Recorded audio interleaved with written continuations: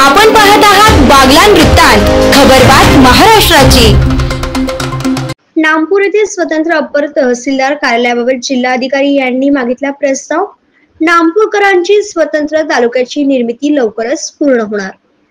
सटाणा बागलाण तालुक्याचा वाढता विस्तार व वाढती लोकसंख्येमुळे सटाणा येथील तहसील कार्यालयावरती कामाचा अतिरिक्त ताण पडत असल्याने लवकरच बागलाण तालुक्याचे विभाजन होऊन स्वतंत्र नामपूर तालुका होण्याच्या हालचालीला गतिमान झाल्या असून नामपूर येथे स्वतंत्र अप्पर तहसीलदार पदाचा प्रस्ताव नाशिकचे जिल्हाधिकारी यांनी मागितला असल्याचे खात्रीलायक वृत्त मिळाले आहे। याबाबत सविस्तर वृत्त असे की बागलाण तालुका हा आदिवासी बहुल तालुका म्हणून ओळखला जातो। बागलाण तालुक्याचा दिवसेंदिवस विस्तार वाढत चालला आहे।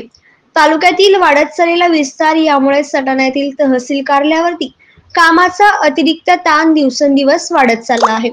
त्यामुळे अनेक कामांना दप्तर दिरंगाई होत आहे। तसेच आगामी काही दिवसात नाशिक जिल्ह्याचे विभाजन होऊन मालेगाव स्वतंत्र जिल्हा होणार असल्याची चर्चा सध्या जोर धरू लागली आहे। त्यातच बागलाण तालुक्याचे विभाजन होऊन मोसम खोऱ्यातील प्रमुख बाजारपेठा असलेल्या नामपूरला तालुक्याचा दर्जा प्राप्त होईल याबाबत देखील चर्चा रंगत आहे। त्या पार्श्वभूमीवरती आज नाशिक जिल्ह्याचे जिल्हाधिकारी जलज शर्मा यांनी नामपूर येथे स्वतंत्र अप्पर तहसीलदार पदाचा प्रस्ताव व संभाव्य जागेची सविस्तर अहवाल मागितला असल्याची खात्रीशीर माहिती मिळाली आहे। तसेच संभाव्य नामपूर येथे 5 मंडळ कार्यालय व सटाणा येथे 6 मंडळ कार्यालय होणार असल्याची माहिती मिळाली आहे।